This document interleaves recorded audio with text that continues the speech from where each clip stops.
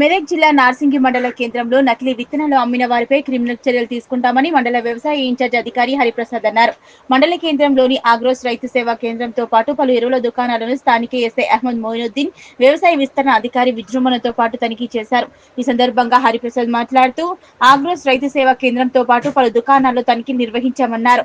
తనిఖీల్లో భాగంగా స్టాక్ రికార్డులను పరిశీలించామని, దాదాపు అన్ని చోట్ల రికార్డులు సరిపోయాయన్నారు. ప్రస్తుతం వానాకాలం పంటల సమయం నడుస్తున్నందువల్ల రైతులకు అవసరమైన విత్తనాలు, ఎరువులు అందుబాటులో ఉంచాలని సూచించారు. రైతులు విత్తనాలు కొన్న బిల్లులను పంట కోత పూర్తయ్యే వరకు కాపాడుకోవాలని, అవసరమైతే కొన్న బిల్లు ప్రకారం చర్యలు తీసుకోవడానికి ఆస్కారం ఉంటుందన్నారు.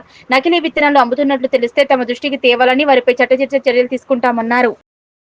ఈరోజు నార్సింగ్ మండలంలో కూడా విత్తన షాపులను తనిఖీ ఎస్ఐ గారితో పాటు మండల వ్యవసాయాధికారి తనిఖీ చేయడం జరిగింది. దీనిలో భాగంగా ప్రతి షాపులో కూడా స్టాక్ రిజిస్టరు, ఇన్వాయిస్ మరియు పీసీలను గమనించడం జరిగింది. 90% దాదాపు అన్నీ కూడా కరెక్ట్గా ఉండడం జరిగింది. ఎవరైనా ఇంకా నకిలీ విత్తనాలు అమ్మితే కఠిన చర్యలు తీసుకుంటామని హెచ్చరిస్తున్నారు.